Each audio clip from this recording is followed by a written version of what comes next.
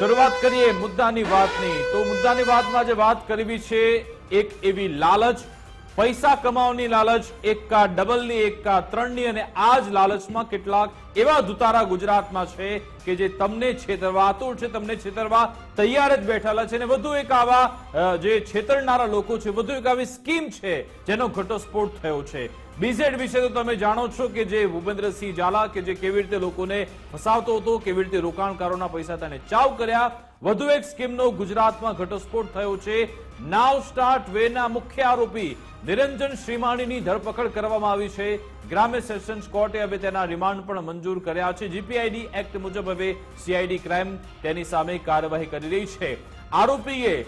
150 કરોડ કરતા વધારેનું પણ કૌભાંડ કર્યું હોવાનો આરોપ છે અને હવે જ્યારે તેની ધરપકડ થઈ ચૂકી છે રિમાન્ડ તેના મંજૂર થઈ ચૂક્યા છે તેવામાં આ બાબતે કોઈ મોટા રહસ્ય પણ સામે આવી શકે છે રોકાણકારોને ફસાવી તેણે કરોડો રૂપિયા ચાઉ કર્યા 15,000 કરતા વધારે લોકોને તેણે ફસાવ્યા નાવ સ્ટાર્ટ જે આ કંપની છે જેણે 15,000 કરતા વધારે લોકોને પોતાની જાળમાં ફસાવ્યા રોજનું 3% લાલચનું વળતર આપવામાં આવતું હતું અને 84 કરોડ તો હજુ ચૂકવવાના બાકી છે અને રોકાણકારોને 21 પિરામિડ લેવલ અંતર્ગત ફસાવતા હતા એનો મતલબ કે જો તમે કોઈ તમારી પાસે શખ્સ આવે છે તે તમને મલ્ટી લેવલ માર્કેટિંગની વાત કરે તમને એકા ડબલની વાત કરે તમને એમ કહે કે બિટકોઇનમાં તમારા પૈસા ડબલ કરી આપીશું તમને એમ કે આ મિલકતમાં રોકાણ કરો તમારા પૈસા ડબલ થઈ જશે તો ચેતી જજો કારણ કે એ લોભિયા એવા ધુતારા હોઈ શકે છે જે આવા ચાલબાજ હોઈ શકે જે તમારા રૂપિયા લેવા આતુર છે અને હું એ પ્રામાણિક લોકોની વાત કરી રહ્યો છું જે કાળી કમાણી આમાં રોકે છે એની વાત નથી કરતો કારણ કે જે કાળી કમાણી કરે છે એ તો આ બધા કેસમાં ચૂપ છે પરંતુ જે એવા પ્રામાણિક લોકો છે જે પોતાના પરસેવાની કમાણી આ લોકોમાં પોતામાં મૂકે છે આ લોકોના બેંક એકાઉન્ટમાં આ લોકોને આપી દે છે એ લોકો માટે આ સમાચાર અને આ મુદ્દો છે વિકાસ આ જે કિસ્સો છે એનાથી આજે મુદ્દાની વાતની શરૂઆત એટલે કરીએ છીએ કે ભૂપેન્દ્રસિંહ ઝાલા ખૂબ થયું છેલ્લા કેટલાક સમયમાં અને એના કિસ્સામાં એ મુદ્દો પણ સપાટી પર આવ્યો કે લોકો સામે આવવા તૈયાર નથી જ્યારે પોતાની જે મરણ મૂડી છે આખા જીવનની બચત છે એ પણ આમાં જો રોકી દીધી હોય તેમ છતાં પણ લોકો ફરિયાદ કરવા સામે નથી આવતા અને પછી શું થાય છે એની અસર આ છે એની કાઉન્ટર ઇફેક્ટ આ છે કે પછી આવા બીજા ભૂપેન્દ્રસિંહ ઝાલા ઉભા થઈ જાય છે નાવ સ્ટાર્ટ વે કરીને આ જે કંપની આમાં જે 5 સૌથી અગત્યના પોઈન્ટ્સ છે મારે કહેવા છે 5 મુદ્દા સૌથી અગત્યના એક તો કોઈ પણ વ્યક્તિ જ્યારે વાસ્તવિકતાથી પરે હોય આજે તમે રોજ સમાચાર માધ્યમોમાં હું દર્શકોને કહી રહ્યો છું સમાચાર માધ્યમોમાં રોજ જુઓ છો કે શેર બજારમાં રોકાણ કરવાની લાલચ આપીને 50 લાખની છેતરપિંડી 25 લાખની છેતરપિંડી 1 કરોડની છેતરપિંડી કોઈ પણ સમજુ માણસ એક પુરુષ એક સ્ત્રી કોઈ પણ સમજુ માણસ જેમણે પોતે નાણાં કમાયા છે મહેનત કરીને એને ખબર છે કે આ 25 લાખ 50 લાખ 1 કરોડ કમાવા હોય તો કેટલી મહેનત લાગે હવે એ તમે કોઈની લાલચમાં આવીને ગુમાવી દો તો પછી એની અસર કેવી હોય અને એટલા માટે જ હું કહું છું કે આ નાવ સ્ટાર્ટ વે જેવા આવા ઠગબાજ કે જે એસટીમાં કર્મચારી તરીકે કામ કરતો હતો આનો મુખ્ય સૂત્રધાર જે છે શ્રીમાળી એસટીમાં કામ કરતો હતો અને એણે કેવી જાળ બનાવી હશે કે સારા લોકો હવે એસટીમાં કામ કરતો કર્મચારી છે એની બેજાની ઉપર જુઓ તમે કે સારા લોકો શિક્ષકો સહિત અનેક એવા લોકો કે જેમણે ખૂબ પૈસા પોતાની જીવનભરની બચત છે એકઠી કરી છે એ આમાં આપી દીધા શું કામ એટલે જ પહેલો મુદ્દો એ છે કે જ્યારે અવાસ્તવિક કોઈ વળતરની વાત કરે તો તુરંત જ ઊભા થઈ જાઓ કે ના આ ફ્રોડ છે કેમ કે મને યા તો તમે દાખલો આપો કે આવું અવાસ્તવિક વળતર અહીંયા મળે છે અને 100% સેફ છે વેલિડ છે આરબીઆઈ માન્ય છે અવાસ્તવિક વળતર એટલે કહું છું રોજનું 3% વળતર કોણ આપે તમારા રોકાણ ઉપર માસિક હોય વાર્ષિક હોય વળતર રોજનું 3% કોણ આપે એટલે તમને કોઈ સ્કીમના કાગળિયા આવી રીતે આપે ત્યારે તમારે એલર્ટ થઈ જવાનું હોય કે 3% રોજના અરે ભાઈ મુક તું તો આ છેતરપિંડી કરવા નીકળ્યો છો બીજી વાત કે જ્યારે શરૂઆતમાં તમને ફસાવા માટે નાણાં પણ આપી દેવામાં આવે છે પણ જ્યારે તમે એ નાણાંનું રોકાણ કરો છો એ પછી તમને નાણાં પરત પણ કરવામાં આવે પછી તમને વધારે નાણાં રોકવા માટે મલ્ટી લેવલ, આમાં 21 પિરામિડ હતા. મલ્ટી લેવલ કે ભાઈ તમે રોક્યા છે, હવે આને રોકો તો તમને આ મળશે, આ મળશે. ફરીથી આ જે પિરામિડ વાળી વાત આવે કે જ્યાં બિલકુલ અવાસ્તવિક હોય એ રીતે તમને વળતર આપવાની વાત કરાય. એટલે કે તમે એકવાર તો રોક્યા છે, વધુ રોકવાની લાલચ આપવામાં આવે તો આ તમારું બીજું એલાર્મ છે, વોર્નિંગ એલાર્મ છે કે અહીંયા પણ કંઈક લોચો છે, તમે તમારા નાણાં ન રોકો. ત્રીજું, તમે જે સંસ્થામાં નાણાં રોકો છો, જેની પણ પાસે રોકો છો, શું એ આરબીઆઈ માન્ય છે? શું એ આરબીઆઈ ની માન્યતા ધરાવે છે? એમની પાસે લાયસન્સ છે? કેમ કે આજે એક્ટ લાગવાનો છે ને આમાં, એટલે જ લાગવાનો છે કે તમારી પાસે નાણાં રોકાણ કરાવતી સંસ્થા હોય એમની પાસે માન્યતા જોઈએ, લાયસન્સ જોઈએ. શું એમની પાસે લાયસન્સ છે? ભલે તમને ગમે એટલી તમારા ગાઢ સંબંધો છે, સામેવાળા વ્યક્તિ તમારો સાવ ગાઢ મિત્ર છે અને એને પણ તમને આ, કેમ કે એને કોકે ફસાવ્યો છે એટલે એ તમારી પાસે આવશે ઓફર લઈને, તો એની પાસે પણ પૂછો કે તે લાયસન્સ જોયું ભાઈ, ચેક કર્યું? આ આરબીઆઈ ના નિયમોને અધિકૃત સંસ્થા છે. જો આ ચેક કરશો તો પણ તમે નહીં ફસાવો.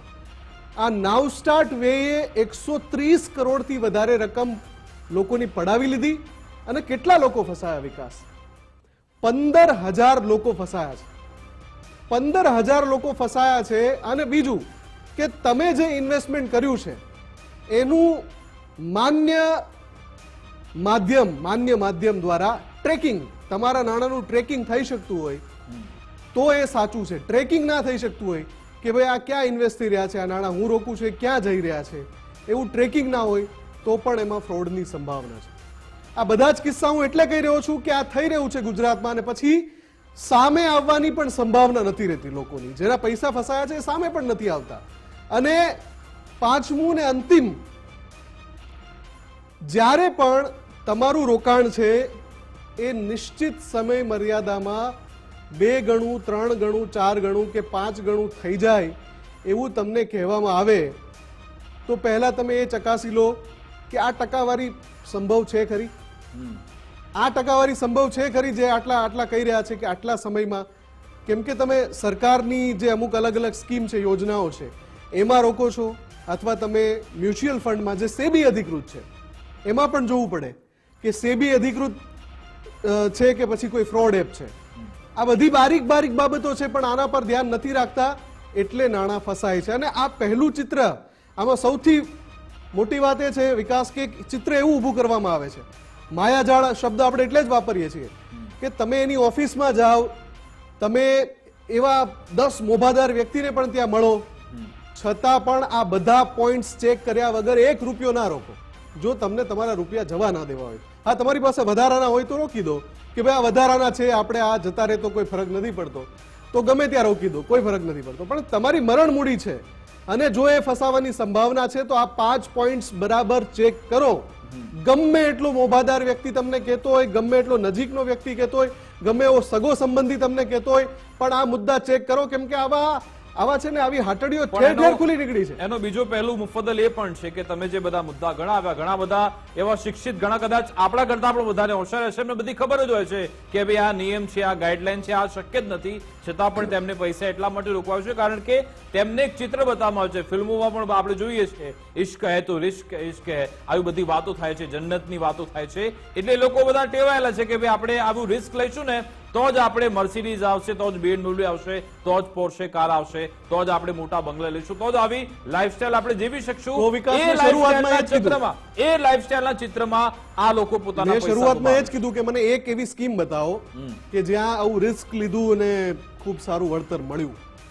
એવી કોઈ એક સ્કીમ બતાવો, એક એવો કોઈ વ્યક્તિ બતાવો, એક એવી કોઈ સંસ્થા બતાવો કે જે તમામ ધારાધોરણ નિયમાનુસાર ચાલતા હોય, એમનું લાયસન્સ, રજીસ્ટ્રેશન હોય, સરકારની અંતર્ગત આરબીઆઈના નિયમો હેઠળ કરતા હોય, અથવા તો જો શેર બજાર સાથે સંકળાયેલું હોય, સેબી